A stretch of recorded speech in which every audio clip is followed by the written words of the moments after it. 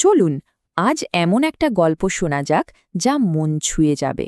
গল্পটা ভ্রাতৃত্বের, একতার শক্তির, আর গল্পের নাম ৪ ভাইয়ের অটুট বন্ধন। ভাবুন তো, সবুজ গাছপালায় ঘিরা একটা শান্ত সুন্দর শহর, ঠিক যেন ছবির মতো। আর এই মনোরম শহরেই বাস করত আমাদের গল্পের ৪ নায়ক, ৪ ভাই। আচ্ছা, এই ৪ ভাই কারা ছিল? চলুন তাদের সাথে একটু পরিচয় করে নিই। মজার ব্যাপার হলো ৪ জনের স্বভাব কিন্তু ৪ রকম, কিন্তু একটা জায়গায় তাদের দারুণ মিল ছিল, আর সেটা হলো একে অপরের প্রতি ভালোবাসা আর শ্রদ্ধা। তো সবার প্রথমে আসি বড় ভাইয়ের কথায়, প্রিয়াংশু। সে ছিল বেশ দায়িত্বশীল আর শান্ত প্রকৃতির। তার পরের জন নীলাংশু ছিল ভীষণ বুদ্ধিমান আর সবকিছুতে তার দারুণ কৌতূহল। আর সব শেষে হলো গিয়ে যমজ ভাই প্রিয়াম, যার মন জুড়ে ছিল গান, আর প্রীতেশ যে খেলাধুলায় ছিল একেবারে ওস্তাদ। মানে বুঝতেই পারছেন, স্বভাব একদমই আলাদা, কিন্তু তাদের ভেতরের বন্ডিংটা ছিল দেখার মতো, একদম অটুট। সব কিছু তো বেশ ভালোই চলছিল, কিন্তু এবার গল্পে একটা মোড় আসে। তাদের জীবনে এমন একটা চ্যালেঞ্জ এলো যেটা তাদের এই মজবুত বন্ধনটাকে পরীক্ষা করার একটা সুযোগ এনে দিল। কি সেই চ্যালেঞ্জ?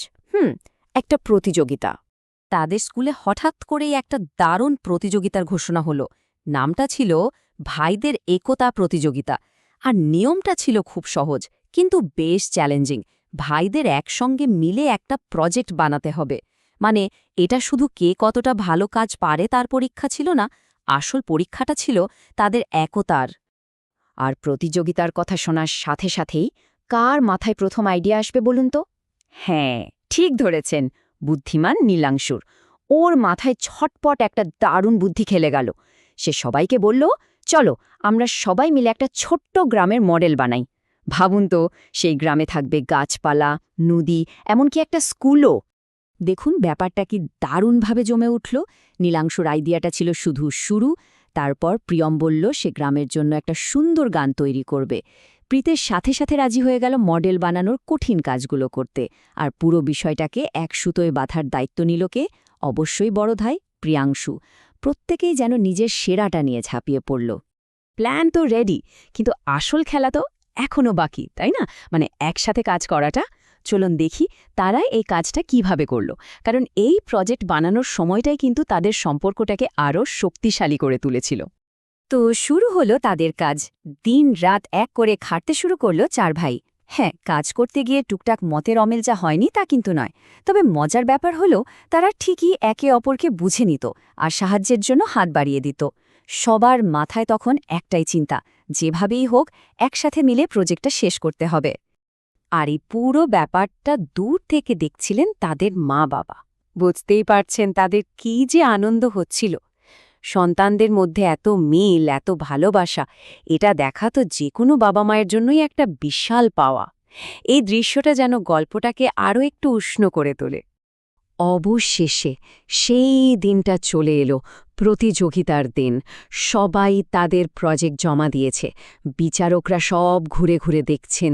চারিদিকে একটা কেমন চাপা উত্তেজনা, একটা টেনশন কাজ করছে। আর তারপর সেই মুহূর্তটা এলো, ফলাফল ঘোষণার মুহূর্ত। কিন্তু শুনুন, প্রতিযোগিতার ফলাফল কী হবে সেটা তো পরের কথা। এই ৪ ভাই কিন্তু এর মধ্যে তার চেয়েও অনেক বড় একটা জিনিস জিতে নিয়েছিল। আর এই গল্পের শেষটা আমাদের সেই কথাই মনে করিয়ে দেয়, যে ভালোবাসাই হলো আসল শক্তি। এবং ফলাফল ঘোষণা হলো। আর জানেন কি হলো? আমাদের ৪ ভাই প্রথম স্থান অধিকার করেছে। শুধু তাদের অসাধারণ প্রজেক্টের জন্য নয়, বিচারকদের মন জয় করে নিয়েছিল তাদের সেই একসাথে কাজ করার স্পৃহা, তাদের একতা আর ভালোবাসা। তবে প্রথম হওয়াটা তাদের জন্য সবচেয়ে বড় আনন্দ ছিল না, সত্যি বলতে। তাদের কাছে আসল পাওয়া ছিল ওই একসাথে কাটানোর সময়টা, একসাথে কাজ করার আনন্দ, একে অন্যকে সাহায্য করার ওই অনুভূতিটা। তারা সেদিন বুঝেছিল এই পুরো জার্নিটাই ছিল তাদের আসল পুরস্কার। আর এই গল্পটা ঠিক এই সহজ কিন্তু গভীর সত্যিটাকেই আমাদের সামনে তুলে ধরে। যে কোনো সম্পর্কেই হোক, সেটা ভাইদের বা বন্ধুদের, আসল শক্তিটা কিন্তু লুকিয়ে থাকে তাদের একতা আর ভালোবাসার মধ্যেই। এটাই এই গল্পের মূল কথা। গল্পটা তো শেষ হলো, কিন্তু শেষে একটা প্রশ্ন রেখে যায়, তাই না? একতা আর ভালোবাসার শক্তি কি আসলেই যে কোনো চ্যালেঞ্জ বা পুরস্কারের চেয়ে অনেক বড়? এর উত্তরটা কি হবে তা হয়তো আমরা মনে মনে সবাই জানি।